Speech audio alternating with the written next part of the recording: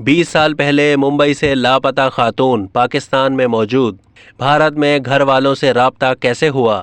20 سال پہلے کام کی تلاش میں بیرون ملک جانے کے بعد لاپتہ ہونے والی ممبئی کی ایک خاتون طویل مدت کے بعد پاکستان سے مل گئی۔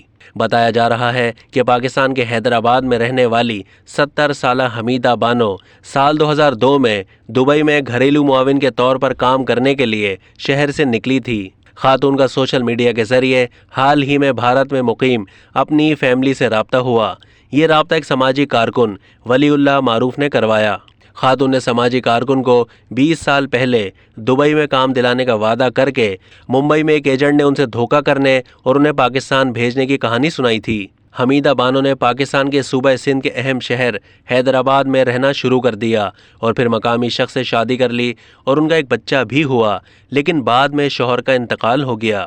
ولی اللہ نے خاتون کی کہانی اور گھر واپس جانے کے عزم کو اپنے یوٹیوب چینل میں ویڈیو کے ذریعے پیش کیا اور ممبئی میں ایک سماجی کارکن کی تلاش کی جو اس سلسلے میں ان کی مدد کر سکے، اور آخرکار انہیں خافلان شیخ نامی ایک سماجی کارکن مل ہی گیا۔ اس کے بعد خافلان شیخ نے اپنے مقامی گروپ میں ویڈیو شیئر کی اور حمیدہ بانو کی بیٹی یاسمین بشیر شیخ کا پتہ لگایا۔ یاسمین نے کہا، میری ماں کو ایک ایجنٹ کے ذریعے کام کے سلسلے میں 2002 میں دبئی جانا تھا، حالانکہ ایجنٹ کی لاپرواہی کے سبب وہ پاکستان چلی گئیں۔ ہم ان کی منزل سے انجان تھے اور اسی ایجنٹ کے ذریعے صرف ایک بار اس سے رابطہ کر سکے۔ انہوں نے کہا کہ ماضی میں حمیدہ بانو گھریلو معاون کے طور پر کام کرنے کے لیے قطر بھی گئی تھیں۔ ہمیں خوشی ہے کہ ہماری ماں زندہ ہے اور محفوظ ہے۔ اب ہم چاہتے ہیں کہ بھارتی حکومت انہیں واپس لانے میں ہماری مدد کرے۔